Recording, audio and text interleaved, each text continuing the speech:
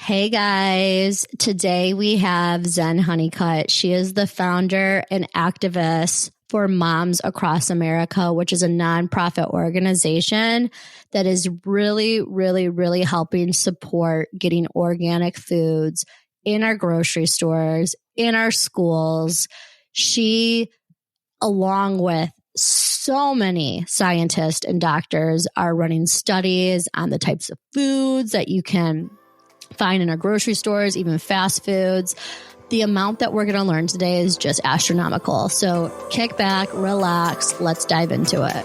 Hey mama, it is Celia from Bougie Mom Friends. If you are trying to find balance being an amazing mom while still trying to find time for you, you are in the right place.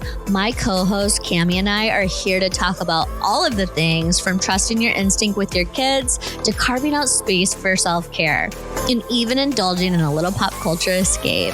It's all about real conversations with moms who get it, because we're all about thriving, not just surviving. So take a breath, grab a drink, and join us, your Bougie Mom Friends. As soon as we got off that weekend, I told my husband, James, I'm like, we're going through the pantry, we're doing spring cleaning. I was like, we're going to figure out what's not organic. And I feel like marketing's scary. And I know you're going to get into this because it makes it look like it's clean. But I realize, like, by the time you have holidays and parties and guests and this and that, we had a lot of non-organic, like, processed things. Threw it all out. And I was like, Zen, if she was in this house, would be like, what is this? We're getting rid of it. And so I'm proud to say that in our house, we are 100% organic. Nothing else is allowed in. Even my husband tried to hide a couple Reese's. I found them. I threw them out. Justin's peanut butter cups, I bought him. I replenished, but we are 100% organic. I'm so excited for you to educate us on why everyone needs to do what I just did. Yeah, it's amazing, Celia. I'm so impressed. It's a big step, isn't it? Yeah. It feels weird to throw food out. It feels very weird to throw food out. But once you know what we know now, because we had a pre-conversation and what I'm going to share with you today, you'll want to get it out. We repurposed it. Like, my in-laws are like, we'll take it and you can take it. You know what I mean? Because, you know, like, you can't be perfect, right? And we don't want to necessarily waste food. So if someone wants it, we can have it, you know, but no, I was like, no, Lakin, he's young. We're young. Like, no, we are going only organic. And I'm so excited for you to share with the rest of us why we need to make that decision to switch over to the good side. Thank you for leading with that. That's very inspiring. Yeah, I will dive right into it in just a little bit of background. I started this nonprofit, Moms Across America, over 12 years ago because my children had allergies, autoimmune issues, asthma. One eventually ended up having autism symptoms, 20 something different food intolerances. It was not fun. I was stressed out. Going to social occasions was like a minefield. Is my kid going to grab a cookie off the coffee table, which he did, that had nuts in it and end up in the hospital? Yes. Really stressful. And when I found out about GMOs, genetically modified organisms, in the food supply that had not been labeled for 17 years, can you imagine the government allowing foreign proteins, things that had never been safety tested on humans, right? In the foods, they're foreign protein. Your body reacts to foreign proteins, right? It's an invader. It's going to not want it in there. So it causes inflammation in the gut. And these three types of GMOs, there were only two at the time, but now there's three types of GMOs. I'll get into those in a minute. They can cause the body to push, want it away, and cause inflammation. And there's other effects of these GMOs as well.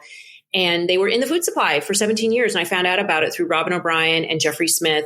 He had a movie called Genetic Roulette that he played for free in 2012 for a couple months. And I saw that, and I started getting active and passing out flyers at farmers markets to let people know about GMOs, because this midwife, grandma, mom, Pam Larry, started the GMO labeling initiative in California. It was the first one. She wanted GMOs labeled, so she started Prop 37. And so I started passing out flyers. And let me tell you, ladies, I did not want to be an activist. I thought activists wore too much patchouli. They were fuss budgets. I avoided the Greenpeace people. Back then it was not cool to be an activist. It was So I did not want to do that. But when I learned about GMOs and I saw in my children the rashes and the allergies and the irritation and the erratic stuff and the tiredness and dark circles on their eyes and the green stringy poop and the diarrhea and then the constipation and, it was just not normal what was going on, and then them actually getting tested and finding out they had so many allergies. I was like, this has to be connected. Yeah, for sure. Okay. So just for people who are like, why this GMO thing, right? Like they don't understand it, and which is understandable because it's not labeled, right? Like in the government and people on TV aren't telling us that our like 85 to 100% of our main commodity crops are GMO. Corn, soy, and sugar beets. 100% of sugar beets grown in the US are GMO. So there's 3 kinds of GMOs. Okay. The first one is called Bt toxin GMOs. That stands for Bacterotherogenesis. And that is a bacteria taken from the carcass of a dead grain caterpillar. And they use that bacteria. They do use it in organic farming and it dissipates within about 4 hours. The toxins in it dissipate. Okay, they just dry up. But in genetically modified Bt crops, they genetically engineer that bacteria to constantly reproduce more toxins. It's like a little toxin factory. So then they genetically engineer that into every cell in the seed, which goes into every cell of the plant. So when the little corn rootworm comes along and eats the root of this GMO Bt toxin corn, that toxin gets into its stomach. It constantly reproduces and bursts open, puts holes in the stomach, explodes its stomach, and causes that bug to die. So that corn, GMO corn, is a built-in pesticide. The whole plant is a pesticide. And by the way, don't those little holes in the holes in the intestines sound like gut dysbiosis and what's happening to children in America? Yeah. In the corn chips, in the corn tortillas, in the corn cereals, in the corn syrup. That's what has been put in our food supply. So that's the first type of GMO. It is a built-in pesticide and it's called Bt. The second type of GMO is called HT or herbicide tolerant. That's the one that's genetically engineered to resist glyphosate, herbicides, dicamba, paraquat, all these different things. 80% of all the GMOs are genetically engineered to withstand glyphosate, to resist herbicides and glyphosate herbicides. So that is why 280 million pounds of it a year are used. So they can spray the entire crop with Roundup or Major Pro or whatever type of herbicides it's genetically engineered to resist. And the crop will not die, but all of the weeds will. It actually kills every living thing it touches. It's a chelator. It grabs onto and makes unavailable the vital nutrients of any living thing it touches. Dr. Don Huber says it essentially gives the plant AIDS. So the normally harmless bacteria in the soil will kill that plant. That's how it kills the weeds. Imagine what it's doing to our immune system. Right, because we're eating it. Okay, so that's the second type of GMO. It's genetically engineered to resist herbicides. The third type of GMO has nothing to do with herbicides or pesticides, which sounds lovely. They're genetically engineered to have a desired trait. So I call them DT GMOs. They are most commonly called CRISPR or gene drive. Now, the problem with these types of GMOs that are supposed to be like have more vitamin A or be a pink pineapple, God knows why we need that, or apples or potatoes that don't brown. But keep in mind, they're still rotting. The browning is being masked, genetically engineered for us to not see the browning, but you still smell them rotting. Yeah. And these are potatoes that are used in restaurants all across the country called Simplot potatoes. And the genetic modification of these organisms is a problem because what they're showing across the board in the studies, even from the people who want these things to be, proliferated in our food supply, they're showing thousands of off-target mutations. Off-target mutations means things happening in that organisms that are not planned, that are not supposed to happen, unintended consequences. I think we should be intentional about our food. We should know what's happening in our food, and we should be intentional about what we're putting in our body. And I've got social media and sports and, homework and weird things going on in the world that I worry about with my kids. I don't need to worry about, off-target mutations happening in the food that I'm feeding to my kids. So I don't want to feed any of these types of GMOs to my kids. I think they should not only be labeled, which now they're calling them bioengineered instead of genetic engineered. They're calling them bioengineered. So you might see that on a package contains bioengineered ingredients. So I don't want to feed any of them to my kids. I think they should be labeled, but not only labeled, they shouldn't be in the food supply at all. because there really has not been sufficient human testing on these things. And by the way, the Impossible Burger made with all kinds of GMO soy. Oh, that's interesting. So that was, that was my start, was finding out about GMOs and learning that they're in the food supply, not labeled. And when my son was rashing out, constantly, it was like 7 months of a rash that lasted 2 weeks at a time. And we were taking him to Western medical doctors, and they were telling us just slap a cream on it. It made it worse. Yeah. And one day he was sitting at the breakfast table, and he looked at me and he said, "Mom, I wish all my allergies would go away."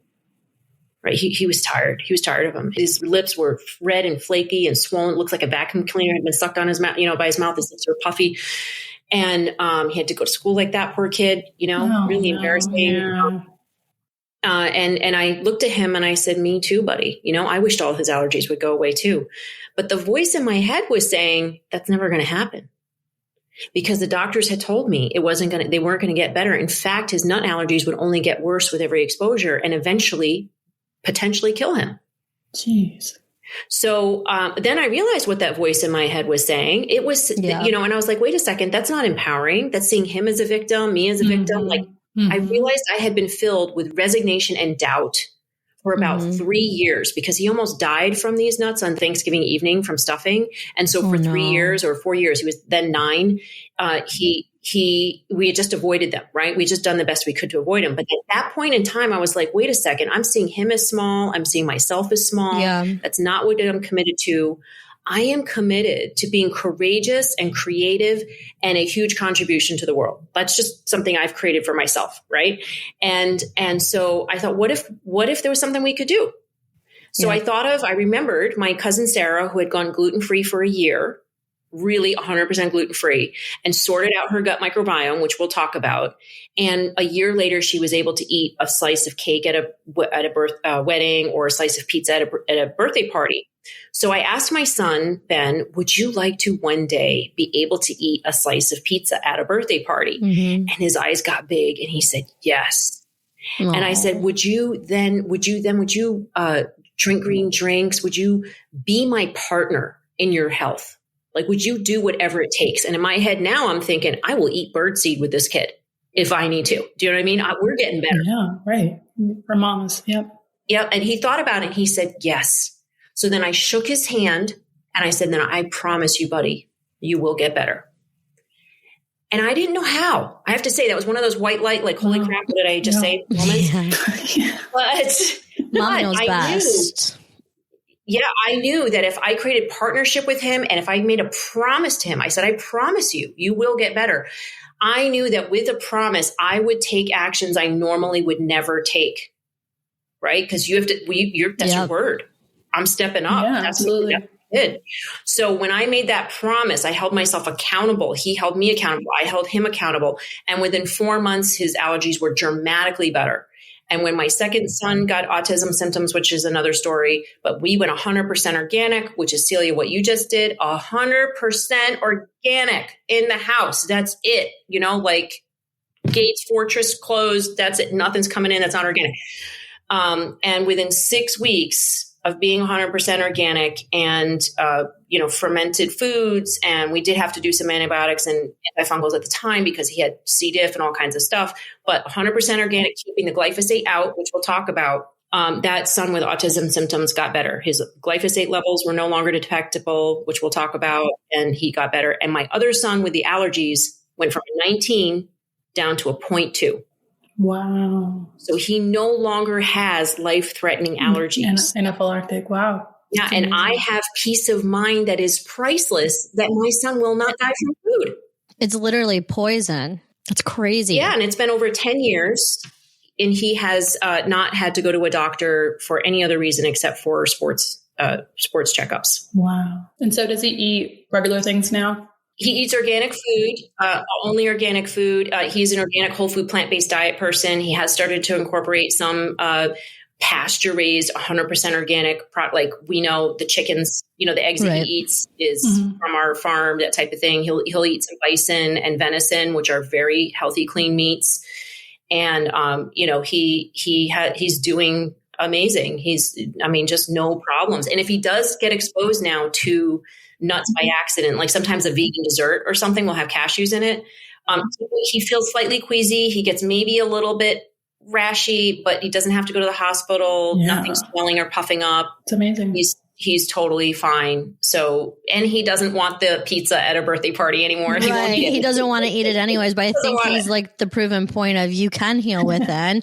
Disclaimer, right? Everyone has their own medical, right? Like we're not giving medical advice, but you can heal within.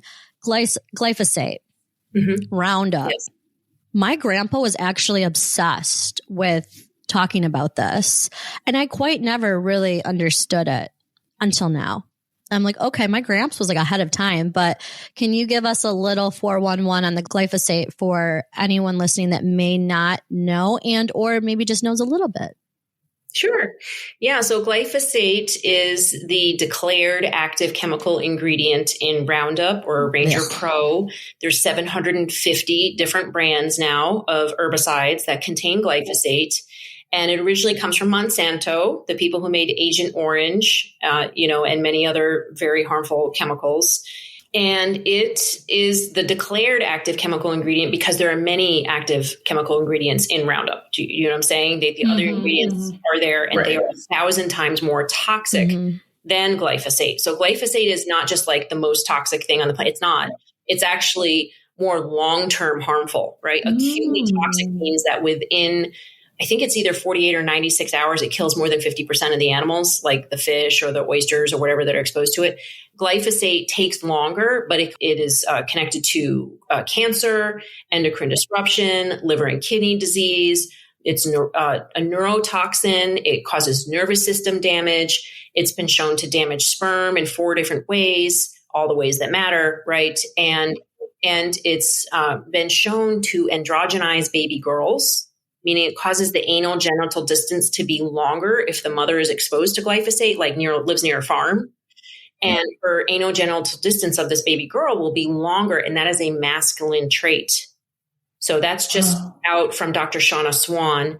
And it has been shown to a huge increase. I'm sorry, I don't remember right now, but it's something like 60 or 70% increase of prenatal birth, which can lead to miscarriage and prenatal death when the mothers have high levels of glyphosate in their urine. So glyphosate is also the most widely used herbicide in the world. Over 280 million pounds are used on our food supply every year. And it's sprayed directly on GMOs, which I'll explain in a second. It's sprayed directly on the GMO crops that are genetically engineered to withstand glyphosate herbicides. And it's also sprayed as a drying agent on non-organic crops. So they're not GMO, but they're also not organic. So that these are conventional crops like wheat, peas, beans, legumes, lentils, chickpeas, barley, oats. Sorry, beer drinkers. It's sprayed on these grains as a drying agent to hasten the harvest and to make it easier and cheaper for the farmers to harvest. The problem with that is that the glyphosate absorbs right in. It doesn't wash, dry, or cook off. Same with the GMO crops. It's sprayed on the GMO crops as a weed killer, but it soaks right in. The GMO crops might be Roundup ready, but we are not Roundup ready. Right. And we are consuming these residues that cause all of those problems, which can be contributed to about 40 different Western medical diseases now. Dr. Don Huber, one of our advisors, he's a 60-year plant pathologist. He's in his 90s now. So he might be even 60 or 70-year plant pathologist. He says that glyphosate is going to make DDT look like mouthwash. That's how harmful it is. It's been around for at least 40 years, close to 50 years now in the food supply, but they didn't start using it as a drying agent until about 2010, I believe, 2012, somewhere around then. So, but they were using it on GMO crops before that. So corn and soy, and that was in the late 90s, like 1996 was when they started really using a lot of it, directly on GMO corn crops. Like before that, they were using it as a weed killer, but what they noticed, the farmers, is that it was killing off their crops because, the crops weren't genetically engineered to withstand it. So then they genetically engineered the crops to withstand it, and they started spraying it directly on it in the late 1990s, which, by the way, is exactly when there was a spike in autism. It was the late 1990s, right? We believe that is directly correlate. And there are studies to show higher levels of glyphosate, in the mother's urine means higher levels of autism. So one of the other things that they noticed in the study is that there are higher levels of autism, especially in male rats, when the mothers are exposed to glyphosate in utero during pregnancy. Is it passed through breast milk? Yes, it is. We tested, Moms Across America initiated the first glyphosate testing in America, and we tested breast milk and children's urine. My son's urine had the level of a farmer, the one that had those autism symptoms. God. Wow. That was because he was eating wheat. My other two sons were not. They were gluten-free. But the middle son, when we went out to restaurants, he didn't have gluten at home, but when we went out to restaurants, he would eat the tortilla wrap or the burger bun, or we could go to Nana's and he would eat the cookies. He was eating glyphosate on wheat. That's the only difference between my son's diets. And he had a sudden onset of autism symptoms at 8 years old. And the levels in his urine were like 8.7 parts per billion. The levels at a farmer are about 9. That's insane. Yeah. But that's what's happening to most Americans now. That's absolutely insane. The timeline makes sense why cancer and so many diseases are on the rise. Yes. It's like not an option, right? Like, and you said it yourself, like when you went back to that breakfast table with your son, you said, if I make this promise, I'm going to do things I normally wouldn't do. That's exactly what every single person needs to do starting today on out, is to change for your future and to change for your children's future. For your families. Mm-hmm. I want to move to a topic that is going to be what some people are going to be like, well, how do you afford organic food? Easy, right? Like you have all of the tips on how to simplify our dinners, how to relook at how we budget. Can you give us some of your tips? I mean, you've been all throughout the country, all 50 states, over 1,000 community events. I'm sure you've collected the best tips and tricks to share with our audience. I'm super proud of our moms. And what I have learned is that buying locally, buying bulk is really, really important. Buying from places like Azure Standard is a co-op, a national co-op, where you can buy like 50-pound bags of rice, 50-pound bags of beans. Buying dried beans is way cheaper. Buying bulk rice is way cheaper. And this is all organic, of course, right? And when you cook rice and beans, what your grandmas didn't teach us, I don't know what happened. Grandmas and our moms didn't teach us, but you got to soak it first to get rid of the phytic acid, drain it, rinse it out, get all that stuff off. And then you have much better absorption of minerals. And people who do this, who feed chickens too, they soak the corn first. It gets sprouted a little bit, or the weeds or berries, it gets sprouted a little bit, and it makes the minerals more absorbable. That's interesting. And so when you're absorbing more nutrients, you're less hungry. And when you eat local food, I'm not kidding. I went to a farm to table dinner, and it was on the farm. We had the appetizer. It was nutrient dense food that was picked that day. We had the appetizer, and I was like, I don't need to eat anymore. I'm not kidding. It was so nutrient dense that, straight from the farms, regeneratively, organically grown. So just keep in mind that you can buy less food when you are buying nutrient dense, safe, non-toxic, regeneratively grown or organically grown food. So buy bulk, plan ahead. And on Sunday, what I do is I cook a bunch of food. I roast a chicken. I cook a bunch of rice. I cook a bunch of beans. The kids pretty much always have, either chicken, rice, or beans, or some type of meat that I've cooked, because we do still have meat eaters in our house. It's all organic meat, but we still have that. And I have a meal plan. It's so important to have just you can incorporate your kids. Say, would you like to plan the meals this week? They some of them cook because of that, right? My kids are now teenagers, and they pick nights and they cook, and they're happy to do that. They're like, oh, I'm going to take Taco Tuesday, or somebody else is like, I'll do, Fish Friday. And, they'll pick meals, and they'll be creative and make it simple. Like, you really don't need to have all kinds of stuff piled on, and creams and cheeses. And you really don't. Like, you can have it really simple. It can be rice with a little lemon pepper and broccoli. And you don't even need to have all that oil on it. Cutting out the seed oils is really important. And, in a basic, grilled, fish or steak or, whatever with some seasonings. And you don't need to have a dessert after every meal. Cut that out. No sodas in our house ever. No sodas. We don't do candy bars ever. And we hardly ever buy chips. That's like for parties and, random time. Like my kids do not just sit around the house eating chips because it's not nutrient dense, and it's covered in seed oils. So we have fruit in the house all the time, apples and bananas, all organic, of course. And they have, their organic tortillas and their organic breads, like things that they can make a quick snack with. That's amazing.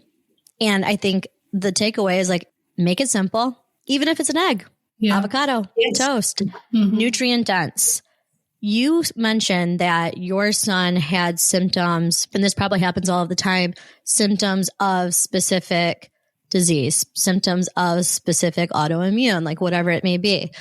Mm-hmm. How did the nutrition impact their behavior? It's the world of social media, technology. They're like just all over the place. Like, can you tell us a little bit more on how this food actually impacts the mental health of our children? Absolutely. I'd love to. And I saw it in my son, when he had the autism symptoms, he was at one point trying to hit me, and I looked in his eyes and I could tell he did not like the way he was being, right? His eyes were begging for help, even though his body was acting out, like in rage.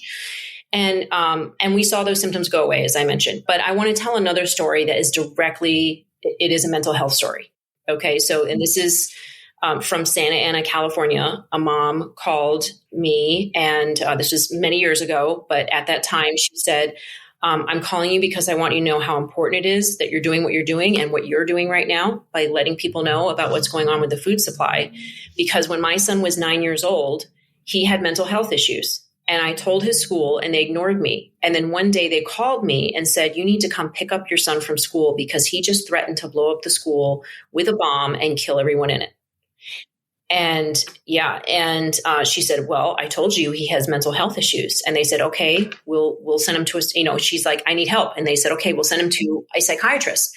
So they sent him to a psychiatrist, and the psychiatrist assessed her child and said, here's your, SSRI, antidepressant drug. And she's like, that's it? Isn't there anything else I can do? And he said, well, have you thought about what you're feeding him? And she's like, no, why? And he's like, have you thought about the pesticides, the dyes, the GMOs, the artificial flavorings, the synthetic chemicals? She said, no. And she's like, what are you feeding him? And she said, quesadillas, hot dogs, pizza, burgers, it was a standard American diet. And he said, well, you can either feed your child organic or you can give him this SRI for the rest of his life. So this single mom of 4 kids with language barriers, right? Hispanic mom, gave her son organic rice and beans. I mean, she buckled down. She gave him only organic. And within 2 weeks, the school principal called her and said, we don't know what you've done, but keep doing it because this is a completely new human being. That's crazy. And she told me that, and this was the day after the school shooting in Florida. You remember that big one? Yeah. And she called me to say, now my son is now 17. And I know that this year or next year, whenever it is you can buy guns in California, he would be able to go to a Walmart or, wherever, somebody's basement and buy a gun. And he would be one of those shooters that would shoot up his school. That's a very difficult thing for a mother to say. But then she said, but he will not do that because he's eating organic. He's healthy. He's responsible. He's working in community gardens. He is a happy, productive kid. And I'm like, oh my God, you know what you did? You gave that kid, your son, a new future. That was not the future that he was going to have anyway. And you gave everyone at his school and everyone in your community a new future because they're not mourning the death of a dozen or more kids. And trauma and loss. And I said, and you most likely gave the entire country a new future because who knows what those kids, your son and the other kids at those schools, what they will produce, what they will invent, if they'll run for office. I mean, I get chills every time I talk about this because it's like, that's why we do what we do at Moms Across America. I'm sure that's why you're doing what you're doing. We just want our kids to be able to live up to their fullest potential. Mm-hmm. We want to have an amazing, thriving, beautiful, safe country. We want a wonderful future for our country. We cannot have that if kids and adults cannot live up to their fullest potential. If they have mental health issues, which is 1 out of 5 people in America today, if they have toxins in their bodies, if they're not able to, behave properly, they're not able to live up to their fullest potential. But we see firsthand, and I have hundreds, if not thousands now, of texts and emails and letters of people saying when they eat organic, when they clear those toxins out of their body, the body is amazing. It can repair itself. It can heal.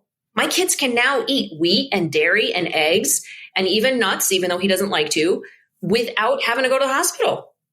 They can eat those foods as long as they're organic. So we can reclaim our health. We can reclaim our children's potential. We just need to get the toxins out. Out of the house, out of our food, out of our household body care products. Get the toxins out, and you will allow the body to be able to heal itself and for the kids to be able to go to their fullest potential.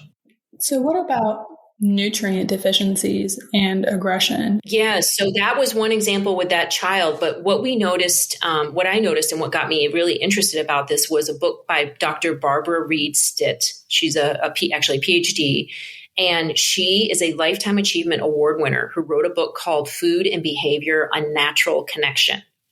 And she studied criminals, parolees, and serial killers in prisons and high school dropouts for 20 years. Like the studies were like a year at a time. Very extensive, very well known. And her book is easy to read too. I highly recommend it. And in her book, just a few points to summarize, when she studied the prisoners, she noticed that by switching out you could imagine god-awful, highly processed foods in a prison, when she switched it out from that food to whole foods, and she doesn't specify at the time organic, but whole foods. And it was the late 90s. So she was definitely getting rid of GMOs and, a lot of pesticides, I'm sure.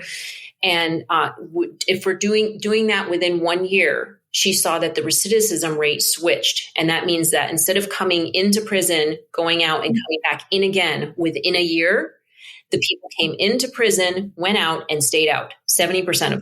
That whole rate switched. And when they did things like simply supplementing with proper vitamins and minerals, within 1 to 2 weeks, the recorded numbers of of aggressive behavior, because they record that in prison, the recorded number of aggressive behaviors dropped by 50 to 70% within 1 to 2 weeks of just supplementation and, proper mineral supplements. By the way, in schools, she noticed in a school of 5,000, instead of 500 dropping out, when she switched out the food, the total healthy foods, only 14 dropped out. And a significantly higher number of them went on to go to college and to be successful. That's crazy. What she noticed, that the one thing, the top, one thing that the dropouts and the parolees and the criminals and the serial killers all had in common was not their race or their socioeconomic background, as you might guess, right? They were not just colored people that lived in, cities or something like that, as somebody might guess. Whether they were rich or poor or black or white or whatever race they were, the one thing that they all had in common was that they bragged that they lived on junk food.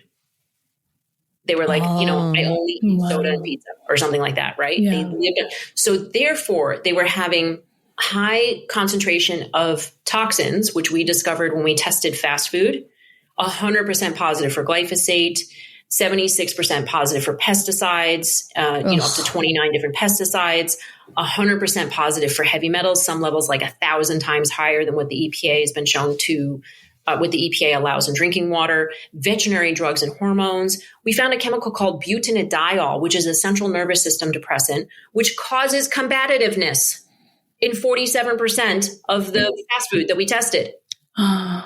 What is that doing crazy. there? What on earth?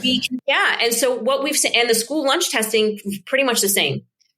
There was an aviary contraceptive, veterinary drugs and hormones, an aviary contraceptive in 4 of the school lunch samples and in the Chick-fil-A sandwiches. So the lab owner that helped us coordinate the testing and conducted the testing said that there were more toxins in this food than nutrients. And we saw that in the vitamin Bs that I just mentioned, the vitamin Bs. I didn't quite get into the vitamin B story, but the vitamin and supplements, which I'll get into the vitamin Bs, are so important. And the vitamin Bs were what we tested for. And this is important because, as Dr. Barbara Reed Stitt mentioned in her book, the other thing that these criminals, parolees, and serial killers and dropouts had in common was that they had low vitamin B deficiency, which impacts the prefrontal cortex of the brain. You need vitamin Bs like B9, B12, B3 in order for the prefrontal cortex to work properly. And that means making good decisions. Yeah.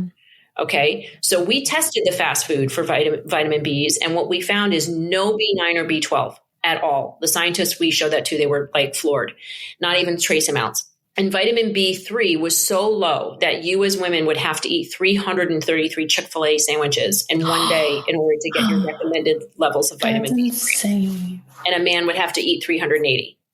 And the vitamin Bs are so important. I know I'm talking a lot, but I'm going to tell another story. Is that okay? No, yeah. This is a requirement, right? Like everyone needs to take your class in life. Well, go ahead. All right. So I'm going to keep going. So there's a study out of the University of Strasbourg that showed where when a farmer requested that the University of Strasbourg study the hamster population in his field, very caring farmer, he noticed a decline in the population. And he had a monocrop cornfield, which most people might know is probably GMO, right? Definitely used a lot of pesticides and herbicides and fertilizers, because that's what monocrop, means. And the soil was like sand, is the first thing that the scientists noticed. And then in studying the hamsters, they noticed a very disturbing behavior, which was the cause of the decline of the population. And that is that the mothers were cannibalistic. They were eating their young on the first day of life. And when they tested these cannibalistic mother hamsters, they noticed that they were completely devoid of one vitamin, and that was vitamin B3. And when they administered vitamin B3, the cannibalistic behavior completely stopped. Wow. The violent behavior stopped. So doesn't that make you wonder? What if we were doing vitamin and mineral tests on our kids and criminals? And, what if we were administering proper nutrition? Goodness, what if we had nutrient-dense, safe, non-toxic food? Right. What if people were actually getting nutrients through their food? Would we have two mass shootings a day? Would we have people grieving all across the country from mass violence? Would we have mental health issues like skyrocketing through the roof? Because of convenience. This is huge. I mean, think about it. Like some people, that's all they eat is fast food every day, all day. Like they are getting zero nutrients. And then people wonder, why are they getting divorced? Why are they abusing their kids? Why are they getting in fights at school? The aggression is directly related. I mean, it's right on the description sheet from the manufacturers that this chemical butadiene causes combativeness. We have multiple studies for decades showing that a deficiency of vitamin B can lead to prefrontal cortex, dysfunction and violent and aggressive behavior. We know what's causing it. And so honestly, I know gun laws, like it's a whole nother issue. Moms Across America doesn't really get into it, but criminals don't follow gun laws. You know what criminals do? They do whatever the heck they want because they have mostly mental health issues. Why do they have mental health issues is what we need to address. Right. Let's look at what they're eating. Let's look at the chemicals that they're being exposed to, right? Mm-hmm. Right. I have a question. So you go to your pediatrician, you go to your doctor, right? Whether you're an adult, you're a child. I have never once had a standard MD doctor say, let's test your minerals, right? Like, do you have to go to a functional medical doctor? Like, can you give us tips on how do you find one, right? Like, what do you need to ask for? Can you ask your standard primary care to do additional testing? Does insurance cover Yeah, you it? can ask Western medical doctors to do whatever you want, but they will mostly not do it. And they will also tell you, oh, your hormones are fine. Yeah. And because they study levels that are like way lower or way higher, that's more suitable for them. In some cases, if your levels are low, but that's actually fine, they'll be like, oh, they're too low, and they'll put you on drugs, Yeah. Or if your levels are high, but they want to avoid that and they don't know what to do about that, like say heavy metal levels, and they don't really know what to do about that. Then they don't tell you to avoid certain types of foods. They just don't know about nutrition. They just have not studied nutrition. So go to a functional medicine doctor, a naturopath, a holistic doctor, or a homeopathic doctor. Also nutritionists, doctors that have become, like I personally went to an iridologist, would seem very woo-woo. They take a picture of your eye, the iris, and she was a nutritionist as well, and an herbalist. So she had all three of those things. And that's the doctor that told my son that he had an allergy to carrageenan, which is a seaweed food thickener. It was in hot dogs, and ice cream. Like no Western medical doctor could tell us that, right? We had gone to 6 other doctors. And there was this iridologist that told me that without pinpricks, without the 300 like torturous screaming pinpricks that they have to go through, without a blood sample, my other kids, I had to get them all like draw their blood. You know how hard that is? That's like torture. That's like, it's traumatizing. I hate to use the word trauma because everybody's overusing it now, but it can be traumatizing, not just for the kids, but for the mothers, because they're having to like put their kids through this. So, that's when I started sending my ex-husband to go do that. It's like that you're doing that. Yeah. Yeah. But, no iridologists can determine that type of thing without all of that. And now I think they say it's not diagnostic. I think they have to say that it's not diagnostic, but what we noticed was that when she said, "Oh, that looks like a carrageenan allergy," and he ate carrageenan by accident in an organic chicken lunch meat sandwich, which back then I think I know they still allowed carrageenan. I don't think they do now. The National Organic Standard Boards got lobbied by people like us, to not allow carrageenan in there. So I don't think they allow it anymore. But keep an eye out for it. It's in marshmallows and hot dogs and ice cream. Oh, and, interesting. some milks like oat milks and stuff. It makes it creamy. So when he ate it again, he did have an allergic reaction. But after 4 months of going non-GMO, remember when I told you we created that partnership? Within 4 months of going non-GMO, that rash under his lip was just a faint pink line, and it only lasted 2 days. Before that, it had been 2 weeks, red, full of blown, cracked, bleeding lips, right? Yeah. So we cleaned up his diet enough just by going GMO free for him to start to heal his gut. We gave him MSM by MRM, which helps line the gut and helps it heal it. He had lots of green drinks. He had Chinese herbs. He had acupuncture. I mean, the whole shebang, right? Yeah. And I think we even tried NAT, which is like a energy muscle testing type thing. Yeah, I would just urge you to keep trying. Like, I didn't do the GAPS diet. A lot of people are like, oh, do the GAPS diet. But it was just really hard. Like, I just could not imagine putting my kid on bone broth for 2 weeks and having them not eat food. Yeah, that might be a little tough. Yeah. So you just got to do whatever it takes that is good for you and works for you to heal the gut. So moms that have listened to this and are now feeling invigorated and they're angry and they want to do something, what are some ways for moms to become an activist? Well, first of all, take care of your family first. Okay. And like Celia did, get rid of everything in your house that, should not be there. And don't feel bad about it. Okay. You're not a garbage can. You don't need to eat it just because it's there. Okay. You do not. I know you spent money on it. Yeah. I love that. I'm sorry. You are not a garbage can. Your body deserves more. You can throw this out. Yeah. You can throw it out in a real garbage can, not your body. Okay. You don't have to eat it. So don't eat it. If you want to give it to a neighbor to feel better, fine. But I'm like, I told my son that I was like, yeah, we could just give this to him. He said, Mom, if we're not going to eat it, why would we want to? I mean, to the point of my in-laws, right. I'm actually just going to take it out to the trash. They're not getting it either. After you take care of your family, what are other things that we can do? So you can go to momsacrossamerica.org or .com. We have both URLs, and sign up for our newsletter. It's under Connect. Sign up for a newsletter.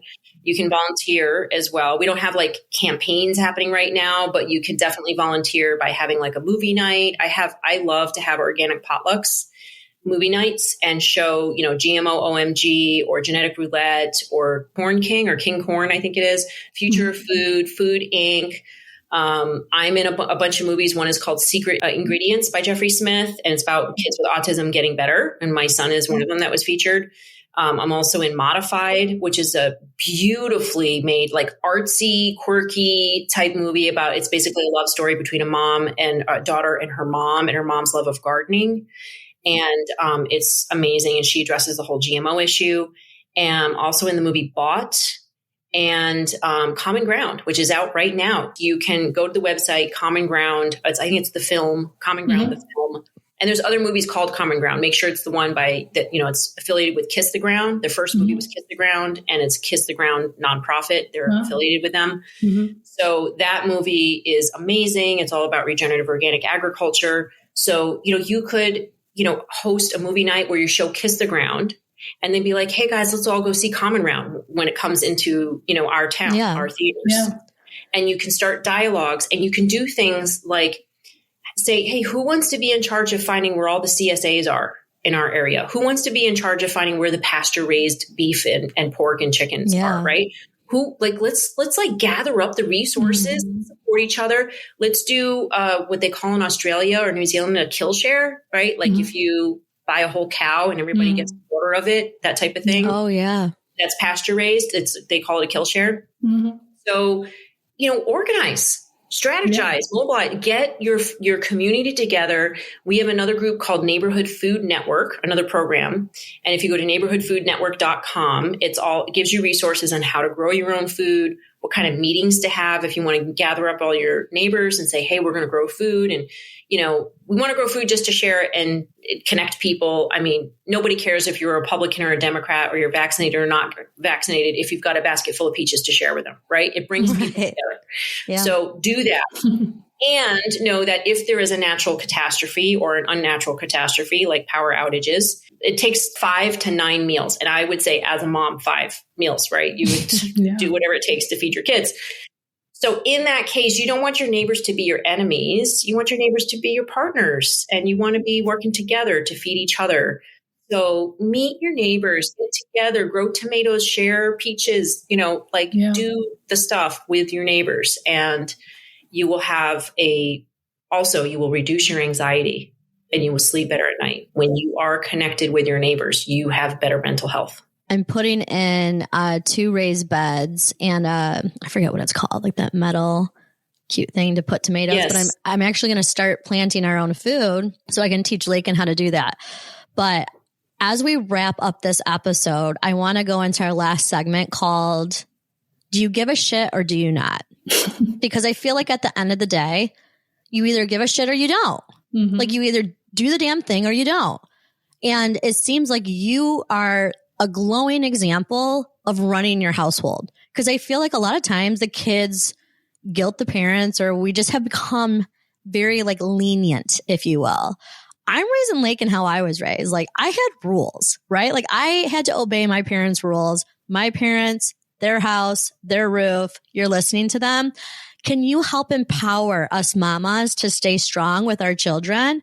Because I feel like we need those reminders from someone. Yeah, well, I'm not a perfect parent, I have to say. I was raised with an authoritarian dad, a Caucasian, New Englander, bootstrap and do it yourself. I mean, this man did everything himself, and his hands were calloused, calluses from working so hard. He was a hard worker, up every morning shouting for us to get up, and, very dominant household, authoritarian, and but taught me how to work hard. And he was a Mensa, very, very smart.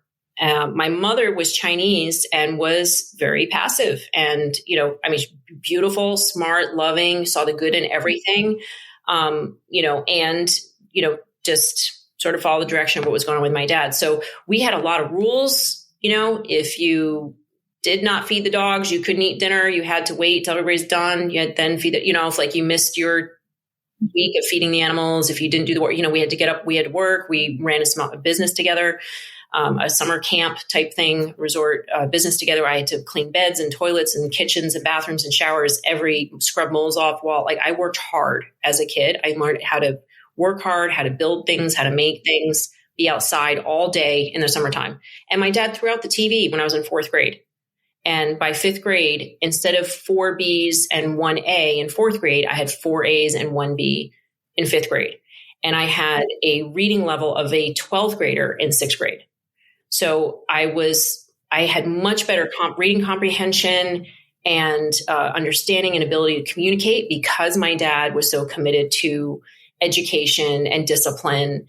And my mom, followed that lead, and we were very well educated and had a lot of, rules and regulations in our household. Now, in my house, I went along the way of having a little bit more freedom. My ex-husband is from Southern California and grew up, watching a lot of Star Wars during the summertime, did not work like I did, had a lot more freedom. And so we really tried hard to navigate that. We did have some parenting issues. We had other things that went on. That's why our marriage ended. But we are very good friends and, still co-parent our kids together.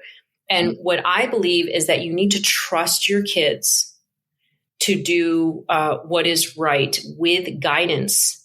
And it has to come with education. You cannot just say, do this and do that without any explanation. Enroll them. Say, hey guys, we're going to watch this movie. I don't want to. 20 minutes. 20 minutes you watch this movie. And if you don't want to watch more, you can go. But 20 minutes, this is what we're doing now. This is what we're doing. And I'm going to make, organic popcorn so we can have that during, but only people who sit and watch the movie get to have it, right? Like make deals, but also this is what we're doing now, because kids often say, my mom used to say this when they would bring us to the orchestra, to the concerts, to ballet, they would, we live near a university and they were bringing us out. And I don't want to, I'm not going to like that. My mom would always say, well, you don't know unless you try it. We got to try, you got to go. and then every time we're like, wow, that was a really good play, or that was a really good, orchestra, or really good, ballet thing. And so they don't know unless they try it. And, and everything that they've eaten, there was a first time. They'll be like, well, I don't like that. Well, you don't know unless you try it, So you're in charge. You're the one buying the food. Yes. You're the consumer dollar. Also, always give them options. We're going to eat this or that. You know what I mean? If it's like a snack or not necessarily dinner time. Sometimes you're just picking, and that's what they're eating. Whenever you can offer them options, incorporate them and ask them to choose. And you could even ask them, hey, do you guys feel like chicken or, homemade pizza tonight? Like what, and then get them involved with the cooking and get them involved with watching the movies and get them involved with seeing how they feel after they eat those foods. Start to point out, hey, do you think maybe you had that fight with your sister? This is what happened with my son, my middle son, in the school lunches. On Fridays, he would have school lunches. And for some reason, he would have fights with his brother that same Friday, and he would lose his Saturday morning cartoon privileges. And after about a month of that happening, I was like, wait a second, this could be related. And I asked him, and he's like, no. But that happened 3 more times in a row. He got in a fight with his brother, lost his Saturday morning cartoon privileges. And by the 4th time, he's like, yeah, you know what? I'm not going to do those school lunches anymore. He chose for himself. He chose for himself. This was like, I don't know, 3rd or 4th grade. He chose for himself. Just being mindful. Yeah. And empowering your kids to learn. That's the trick. We have to be curious. We want our kids to be curious so that they make their own decisions, which is, to your point, you're equipping your child to, live to their fullest potential. Yeah. And so seeing them as curious kids, supporting that curiosity, giving them the opportunities to see how they feel. Like sometimes be like, okay, you want to have that bagel after church or that donut after church? Maybe not right away when they have autism symptoms and they're flaring up. There's going to be a time when it's like, no, we're not doing that. But if they at one point when they get older, they try to, sort this out, let's just see how you feel after that. And usually afterwards, they're asleep. They sugar crash. They don't feel good. They're grumpy. They're cranky. And they start to notice how they feel. And that's what you want. You want children who choose on their own to take care of themselves. You don't want to be the authoritarian military dictator for the rest of your lives. They're going to grow up and go out of the house without you. And you want them to be able to make those choices for themselves. That's so smart. That's awesome. Man, I feel like this is a beautiful episode because there's so many tips. There's so much knowledge, so many things, I learned so much. I'm just so happy I made the decision to go all organic, and our hope is that more people do. I have a question. If we're in a pinch, right, and we're out and about, is there a decent, I won't say safe, but a decent fast food option? I would recommend, and I'm not being paid to do this. I'm not a sponsor, but Chipotle had the lowest glyphosate levels. They had lower pesticide levels. They had, I don't think they had any veterinary drugs or hormones. They had very much lower levels than other places. And they're the ones that, coincidentally went GMO free a long time, a while when they first came out. They were GMO free and mostly organic.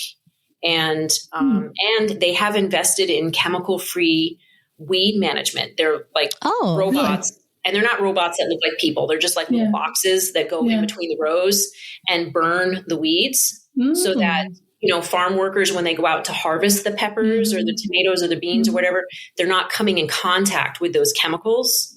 So they're not taking away jobs with these robots like some people say. They're actually making the jobs safer for humans. Wow. You know what I mean? Because they're not coming in contact with these chemicals and the food safer. So Chipotle has actually invested in the solution. So I love that. That's pretty much the only fast food place I'll let my kids go to, or that we go to. Good to know. Yeah. My husband's going to be so excited. Like as soon as he listens to this episode, he's going to be like, honey, let's go get some Chipotle. That's the one thing he's going to take. Yeah, that's the one thing. I mean, but hey, you know, that's great to know. Mm-hmm. And I've never noticed any type of reaction in my kids after eating Chipotle. And that's a big deal because they used to have 20 different, you know, food tolerances and reactions. So that's been very helpful. Yeah. Panera Bread, by the way, highest level of glyphosate. Panera Bread and Arby's. Panera Bread. Yeah. Because of the wheat sprayed with glyphosate as a drying agent. Oh, yeah. The wheat, the bread. Yeah. If you're going to eat out, avoid the bread. Yeah. The bread is going to have the highest levels of glyphosate. Yeah. And cadmium, the highest levels of heavy metals was in In-N-Out French fries. So sorry. Really? High levels of cadmium because the potatoes are in the ground absorbing the heavy metals. So if you want to avoid heavy metals, don't do the root vegetables, the potatoes and the sweet potatoes. I don't know. I don't know what to say. I hate that. I hate that a lot. But you can also detox. You can use bentonite clay and activated charcoal and but go through a detox process with your doctor because you get constipated. You could have whatever reactions. Like detoxing is a very serious thing. So don't just detox because I mentioned detoxing, go to a doctor and go through that. But get your heavy metals tested first. That's same thing with your children. Get their heavy metals levels tested, their vitamins and their minerals. I just had a new MD show with Dr. Michelle Perrell. She wrote a book called What's Making Our Children Sick. And she said the test would be antibodies found, for food, IgG, IgA, the allergy tests, the microbiome testing, basically your poop test to see what types of bacteria are in your poop, your nutrient profiles, the vitamins and the minerals, heavy metals, Lyme infections. Those are the 5 tests that she would recommend the most to kids with autism or behavioral issues and things like that to suss out what is going on with them so that you're not just throwing vitamins and creating expensive pee. You want to put the right vitamins in their diet, right? Like some may not need vitamin B. Vitamin B might be like the thing that they need, right? But you need to get them tested to figure that out. But you can't do it. And it doesn't have to be all at once. But I'm telling you, instead of an expensive vacation, take that $2,000 or $3,000 and spend it on your kids' health. Spend it on your health. It is an investment for the rest of your life. It's not just for right now. Well, that's literally, I'm speechless. Like I'm angry as a mom, personally. I'm angrier now that we had this conversation because I've learned even more, but I'm more empowered to now take your advice and start to be an activist within Lakin's world, like with his daycare and with, anything that he's going to do or I'm going to do. I got my daycare. I took their budget. I got their budget and over Thanksgiving break, I figured out what the snacks should be for the daycare, all non-GMO and organic. And I came out $123 under their budget. The main thing I did was take out the juices. They don't need an apple juice, by the way. Anything with cinnamon and apple juice can have high levels of lead. So they get to drink water. That's all. And then the other snacks, all organic and non-GMO, and came out under budget. So it just takes a committed mom. Just takes somebody saying, hey, you know what? I'm going to do this. I'm going to do this. I'm sure they want our help, right? Mm-hmm. Like we're not being invasive. We're being helpful. Right. You know? Yeah. And educating them in case they don't know because they're just probably getting whatever Gordon Food Service has dropped off to them. And the kids they don't know. Will be better behaved for them. So it's all it's like full circle. I feel like we're sisters in partnership to get this country healthier, right? One family at a time. We are going to get our kids able to live up to their fullest potential. And by the way, the GMO studies show that the 3rd generation of rats were completely sterile. So this is not just I'm getting my family organic. This is the entire community needs to be organic because your son's future spouse is out there somewhere. My son's future spouse is out there somewhere. And if we want them to experience the profound love that it is to have one's own child, the reproductive organs need to be able to work. So this is why it's so important for us to get our families healthy first and then branch out, have those movie nights, have those speaker series, have like watch it, get together at parks, play dates, and talk about this and share with each other. For instance, one mom was like, her son was going crazy at a barbecue. I just met her and I started sharing with her about GMOs, and I got to the endocrine disruption and miscarriage part. And I asked her, wait a second, is this too much? And she said, no, this is my kid you're talking about here. You've got to tell me. And I was like, yeah, you're right. I do got to tell her. We all have to tell each other. So that's why your podcast is so important. That's why people listening, sharing it, this is so important. We got to tell each other. Our kids' futures are at stake. Our country's future is at stake. We need safe, non-toxic, nutrient-dense food. This is mission number one. Everything else is affected by this. Homelessness, job stuff, mental health, violence, all of it is affected by what our families are eating. So let's get our families to have safe, non-toxic, nutrient-dense food, whether it be organic, regenerative organic, biodynamic. Let's just get that into their bodies, and we'll see our communities heal. Love that. Love it. Co-signed, as Candy would say. Well, thank you so much for coming on. We are endlessly so thankful to have you. We will make sure to have all of the links, all of the resources we talked about today in the description. We hope to work with you again in the near future. Thank you for your time so much. We appreciate it. Yeah, we appreciate you. You guys are awesome. Thank you so much. And thanks to your listeners.